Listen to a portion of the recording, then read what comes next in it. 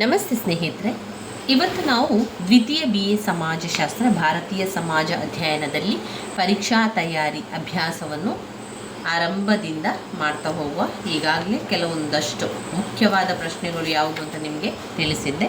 ಮತ್ತೊಮ್ಮೆ ಹೇಳ್ತಾ ಹೋಗ್ತಾನೆ. ಬ್ಲಾಕ್ 1ರಲ್ಲಿ ವಿವಾಹದ ಪ್ರಕಾರಗಳು, ವಿವಾಹದ ಕಾರ್ಯಗಳು, ಮುಸ್ಲಿಮರಲ್ಲಿನ ವಿವಾಹದ ವಿಚ್ಛೇದನ ಪ್ರಕ್ರಿಯೆ, ಕ್ರೈಸ್ತರಲ್ಲಿನ ವಿವಾಹದ ಪ್ರಕಾರಗಳು ಎಲ್ಲ ಓದ್ಕೊಳ್ಬೇಕು. ಬ್ಲಾಕ್ 2ರಲ್ಲಿ ಕುಟುಂಬದ ಗುಣಲಕ್ಷಣ, ಅವಿಭಕ್ತ ಕುಟುಂಬದ ಬಗ್ಗೆ, ಬಂಧುತ್ವದ ವ್ಯವಸ್ಥೆ, ಧರ್ಮದ ಕಾರ್ಯ ಮತ್ತು ಅಕಾರ್ಯಗಳ ಬಗ್ಗೆ, ಜಾತಿ ಉಗಮದ ಸಿದ್ಧಾಂತ, ಆಮೇಲೆ ಅನುಸೂಚಿತ ಜಾತಿ ಬುಡಕಟ್ಟು ಸಮಸ್ಯೆಗಳು, ಅನುಸೂಚಿತ ಪಂಗಡಗಳ ಸಮಸ್ಯೆಗಳು, ಲಿಂಗಾಧಾರಿತ ಶ್ರಮ ವಿಭಜನೆಯ ಪರಿಶೀಲನೆ. ಬ್ಲಾಕ್ 3ರಲ್ಲಿ ತುಂಬ ಸಲ ಕೇಳಿರುವಂತಹ ಪ್ರಶ್ನೆ ಇದು.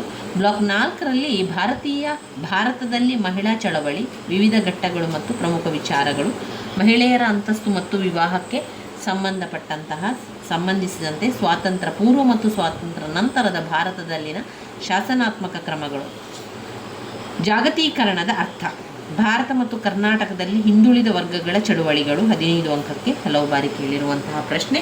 ನಾವು ಅಭ್ಯಾಸವನ್ನು ಮುಂದುವರಿಸ್ತಾ ಹೋಗುವ. ಪ್ರತಿ ದಿವಸ ಒಂದೊಂದು ಪಾಠಗಳ ಹಾಗೆ ಪ್ರತಿಯೊಂದು ವಿಚಾರಗಳನ್ನು ಕೂಡ ತಿಳಿತಾ ಹೋಗುವ. ನೀವು ಮೊದಲ ಪಾಠದಲ್ಲಿ ಭಾರತೀಯ ಸಮಾಜದ ಅಧ್ಯಯನವನ್ನು ಕಾಣ್ತೀರಿ.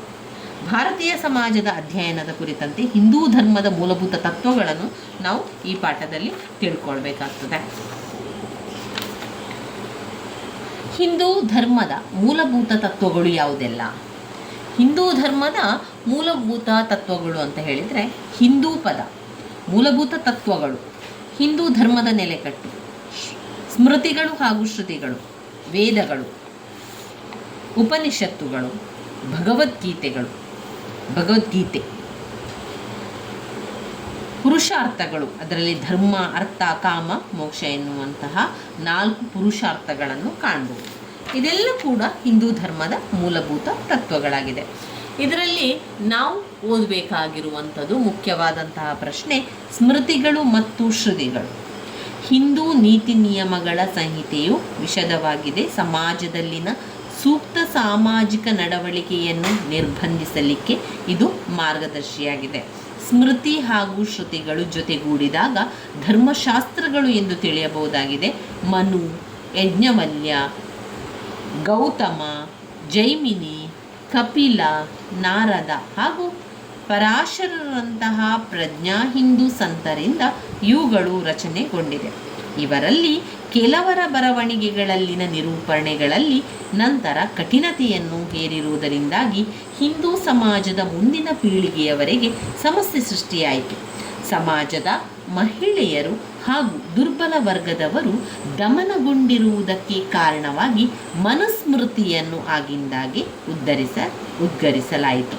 ಅಂದರೆ ಇಲ್ಲಿ ಸ್ಮೃತಿಗಳು ಅಂತ ಬಂದಾಗ ಹಿಂದೂ ನೀತಿ ನಿಯಮಗಳ ಸಂಹಿತೆಯ ಒಂದು ವಿಚಾರವಾಗಿರುವಂಥದ್ದು.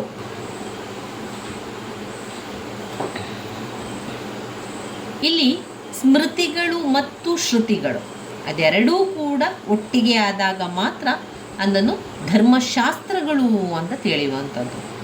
ಹಿಂದೂ ಧರ್ಮದಲ್ಲಿ ಹಿಂದೂ ನೀತಿ ನಿಯಮಗಳ ಸಂಹಿತೆಯ ಪ್ರಕಾರ ಸ್ಮೃತಿಗಳು ಮತ್ತು ಶ್ರುತಿಗಳು ಅವುಗಳು ಜೊತೆಗೆ ಸೇರಿದಾಗ ಧರ್ಮಶಾಸ್ತ್ರಗಳು ಅಂತ ಆಗುವಂಥದ್ದು. ಅದನ್ನು ಬೇರೆ ಬೇರೆ ಬೇರೆ ಋಷಿಗಳು, ಹಿಂದೂ ಸಂತರಿಂದ ಇವುಗಳು ರಚನೆಯಾಗಿರುವಂಥದ್ದು.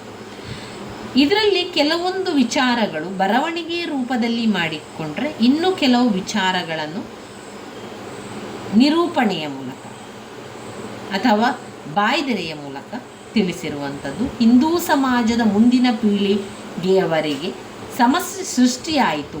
ಸಮಾಜದ ಮಹಿಳೆಯರು ದುರ್ಬಲ ವರ್ಗದವರು ದಮನಗೊಂಡಿರುವುದಕ್ಕೆ ಕಾರಣವಾಗಿ ಮನುಸ್ಮೃತಿಯನ್ನು ಆಗಿಂದಾಗೆ ಹೇಳಿರುವಂಥದ್ದು.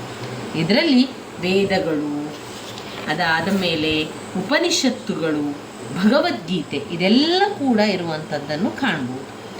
ಮೊದಲನೇದಾಗಿ ನಾವು ವೇದಗಳ ಬಗ್ಗೆ ತಿಳ್ಕೊಳ್ಳೋಣ.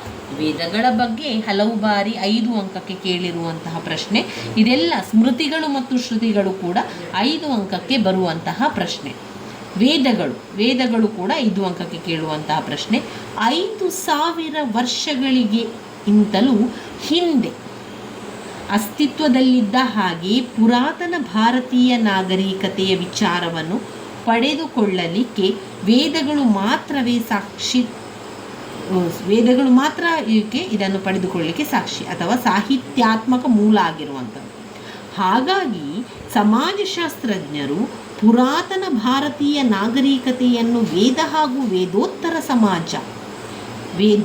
ಸಮಾಜ ಸಂಸ್ಕೃತಿಯಾಗಿ ಹಲವು ಸಂದರ್ಭಗಳಲ್ಲಿ ವರ್ಗೀಕರಿಸಿದ್ದಾರೆ. ಪ್ರಾಚೀನ ಭಾರತೀಯ ಚಿಂತನೆಯು ವೇದ ಕಾಲದಲ್ಲಿ ಉಗಮಗೊಂಡಿತು. ಸಂತರಿಗೆ, ಋಷಿಗಳಿಗೆ ದೇವರಿಂದ ಗೋಚರಿಸಿಕೊಂಡಂತಹ ಜ್ಞಾನವಾಗಿ ವೇದಗಳನ್ನು ಪರಿಗಣಿಸಲಾಗಿದೆ. ಶಂಕರಾಚಾರ್ಯರು ಹೇಳುವಂತೆ ವೇದಗಳ ಜ್ಞಾನದಿಂದ ಇಡೀ ವಿಶ್ವವನ್ನೇ ದೇವರು ಸೃಷ್ಟಿಸಿದ್ದಾನೆ. ಕ್ರಿಸ್ತ ಪೂರ್ವ 2500ರಿಂದ 500ರ ನಡುವೆ ವೇದಗಳನ್ನು ರಚಿಸಲಾಗಿದೆ ಎಂದು ನಂಬಲಾಗಿದೆ. ಇವುಗಳಲ್ಲಿ ಒಂದು ಋಗ್ವೇದ, 2ನೇದು ಯಜುರ್ವೇದ, 3 ಸಾಮವೇದ, 4 ಅಥರ್ವವೇದ. ಋಗ್ವೇದ ಇದು ಮೊದಲಿನ ವೇದವಾಗಿದ್ದು ಹಲವಾರು ದೇವರುಗಳ ಸ್ತೋತ್ರಗಳ ಪುಸ್ತಿಕೆಯಾಗಿದೆ.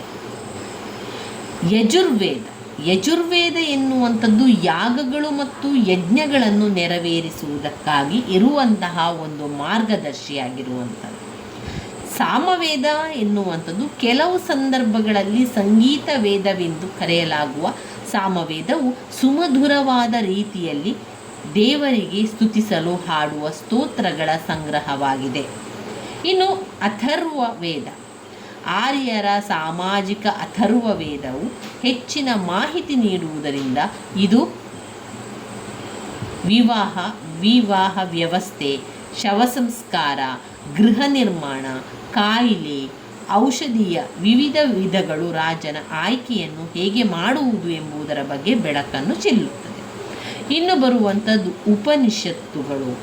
ವೇದಗಳ ಒಂದು ಭಾಗವಾಗಿ ರಚನೆಗೊಂಡಿರುವಂತಹ ಉಪನಿಷತ್ತುಗಳು ಬ್ರಹ್ಮ ಯಾರು, ಆತ್ಮ ಎಂಬುದರ ಅರ್ಥವೇನು, ಸಂಸಾರದ ವಿಚಾರ, ಕರ್ಮ ಇತ್ಯಾದಿ ವಿಷಯಗಳಂತಹ ಗೂಢಾರ್ಥವಾಗಿರುವ ವಿಷಯಗಳ ಮೇಲೆ ಬೆಳಕು ಚೆಲ್ಲುವ ಸಾಹಿತ್ಯದ ಸಂಚಯವಾಗಿರುವಂಥದ್ದು.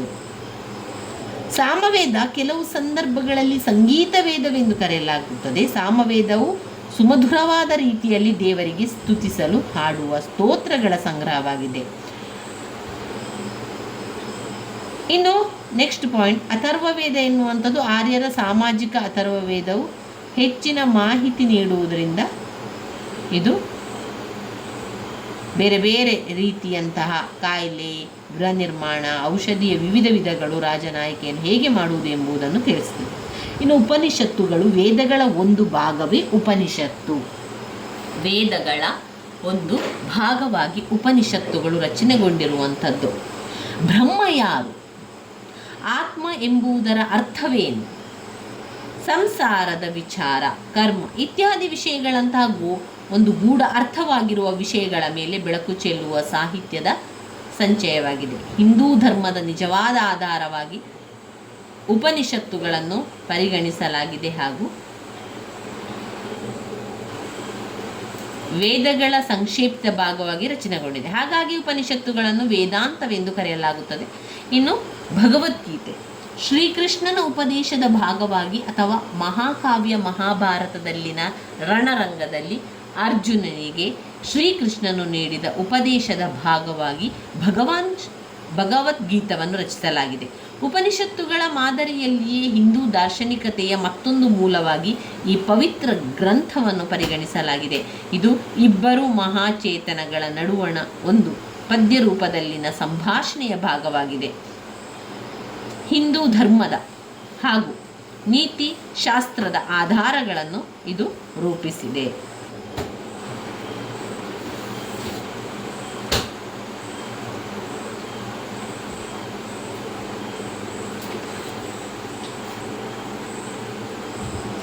ತತ್ವಗಳು ಅಥವಾ ಜೀವನದ ಸಾಂಪ್ರದಾಯಿಕ ಹಿಂದೂ ದೃಷ್ಟಿಕೋನವನ್ನು ನೋಡುವುದಾದರೆ 4 ಮೂಲಭೂತ ತತ್ವಗಳ ಮೇಲೆ ಹಿಂದೂ ಧರ್ಮದ ತತ್ವಗಳು ಆಧರಿಸಿದೆ. 1 ಪುರುಷಾರ್ಥಗಳು, 2 ವರ್ಣಾಶ್ರಮ ಧರ್ಮ, 3 ಕರ್ಮದ ತತ್ವಗಳು, 4 ಋಣಗಳ ಪರಿಕಲ್ಪನೆಯಾಗಿರುವಂಥದ್ದು. ಹಿಂದೂ ಜೀವನ ವಿಧಾನವು ಆಧ್ಯಾತ್ಮಿಕತೆಯಿಂದ ಆವರಿಸಿಕೊಂಡಿದೆ. ಭಾರತವು ಯಾವಾಗಲೂ ಕೃಷಿಕ ಸಮಾಜವಾಗಿದ್ದು ಪರಿಸರದೊಂದಿಗೆ ನಿಕಟ ಸಂಪರ್ಕ ಹೊಂದಿದೆ. ಸಮಾಜದ ಪರಿಕಲ್ಪನೆ ಸಾಮಾಜಿಕ ಪ್ರಜ್ಞೆ, ಆಧ್ಯಾತ್ಮಿಕ ಮಾರ್ಗಸೂಚಿಗಳಿಂದ ಹಾಗೂ ಸ್ವಾಭಾವಿಕ ಪರಿಸರದಿಂದ ನಿರ್ಬಂಧಿಸಲ್ಪಟ್ಟಿದೆ. ಸಮಾಜದ ಸದಸ್ಯರ ಸಮಸ್ಯೆಗಳನ್ನು ಧಾರ್ಮಿಕ ಗ್ರಂಥಗಳಲ್ಲಿ ಸೂಚಿಸಿರುವ ಧಾರ್ಮಿಕ ಪರಿಹಾರಗಳ ಮೂಲಕ ಪರಿಹರಿಸಲಾಗುತ್ತದೆ. ಈ ರೀತಿ ಸಾಮಾಜಿಕ ಚಿಂತನೆ, ದಾರ್ಶನಿಕತೆ, ಧಾರ್ಮಿಕ ಆಧಾರವನ್ನು ಆವರಿಸಿ, ಹಾಗಾಗಿ ಚಿಂತನೆ ಎಲ್ಲ ಮಾದರಿಗಳು ಧಾರ್ಮಿಕ ಹಾಗೂ ಆಧ್ಯಾತ್ಮಿಕ ಚಿಂತನೆಗಳೊಂದಿಗೆ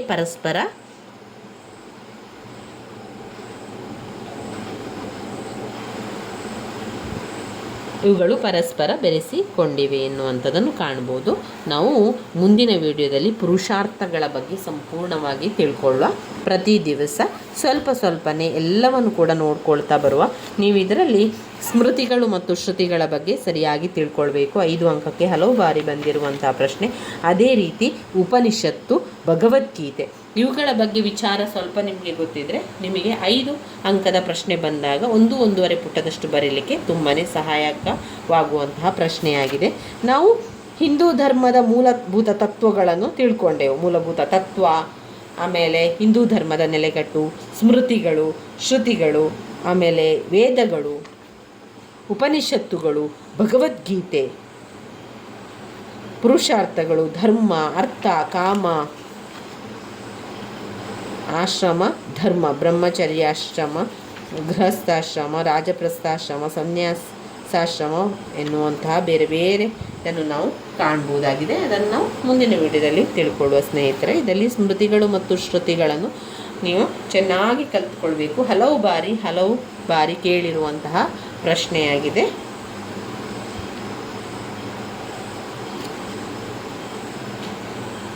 ಇಲ್ಲಿ ನನ್ನ ವಿಡಿಯೋಸ್ ಎಲ್ಲ ನಿಮಗೆ ಇಷ್ಟ ಆಗಿದ್ದರೆ ಲೈಕ್ ಕೊಡಿ, ಶೇರ್ ಮಾಡಿ, ಸಬ್ಸ್ಕ್ರೈಬ್ ಮಾಡಲಿಕ್ಕೆ ಮರಿಬೇಡಿ.